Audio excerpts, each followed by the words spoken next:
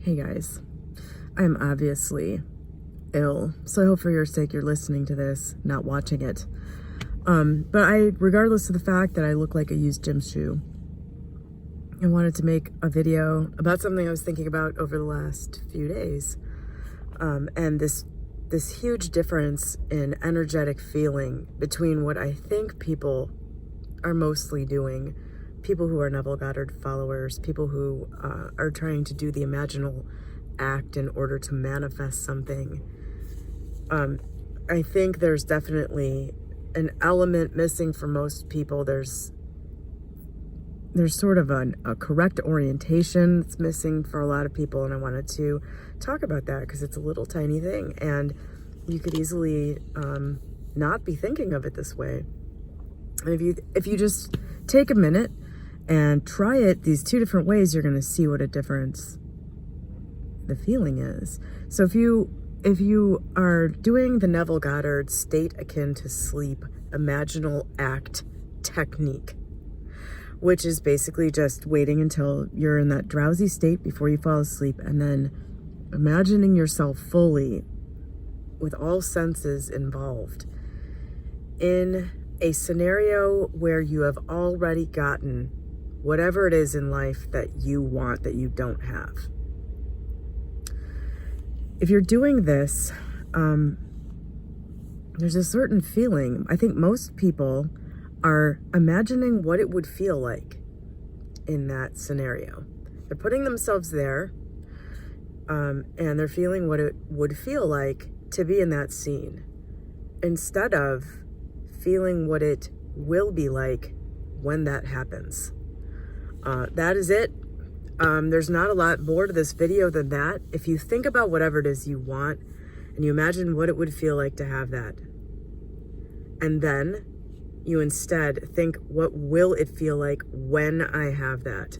Two very different things. Two very, very different feelings. At least it should be. If you know something is going to happen, and it's something that you want to happen, that's a certain feeling. If you're sort of hoping that it might, or you're just trying it on in your mind, you'll know the difference between the two by comparing those two feelings. And one is simply fantasizing, and the other has some sort of energetic, activating quality that the other just simply doesn't. One is just sort of watching a movie in your head. The other is actually sort of mentally preparing for the eventual or immediate actual arrival of this scene. It's a totally different feeling.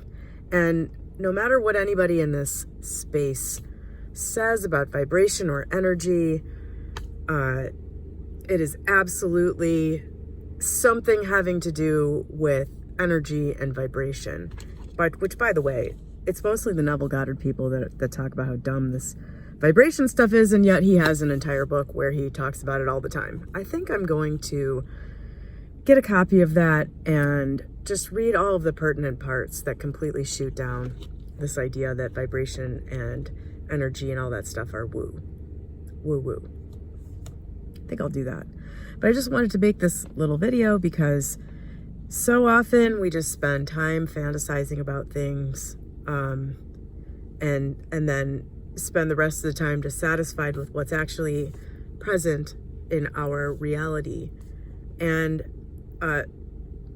it's almost like you purposely aren't activating the thing that will make what you want to happen actually happen. And it's weird. I think there's a lot of fear and stuff that people just get used to living with, and so you prefer to keep these fantasies alive and just deal with the subpar, in your estimation, unsatisfying life that continue to live with that instead of actually taking the leap to change things. Anyway, it's good to be aware of what you're doing. It's good to, I think, be able to say to yourself, I am keeping my life unsatisfying. it is not that I'm cursed. It is not that everything is random. It's not that this is the hand I've been dealt. It's me. I'm keeping things the way they are. Because you don't, you can do what you want. You can decide that it's okay if I don't make any sweeping changes right now. I don't know. It's hard to navigate the strange mental space that we find ourselves living in. And I just personally find that being absolutely in touch with the truth about whatever's going on is beneficial. It takes some courage. It takes a little strength, I think, of character to be able to say, I know that I created what I have in front of me some way or another. And I know that I'm not creating something different. And that's okay for now. I can do what I want to do when I want to do it. And it sort of takes the pity party away. It takes away, it's very easy to get sucked into things like that. Like feeling like you're cursed. It's easy to get sucked into stuff like that. And it's its own sort of gift when you get in touch with and okay with, the understanding that you're creating all of it. Whatever that means to you. Anyway, I hope that helps somebody. Have a great day.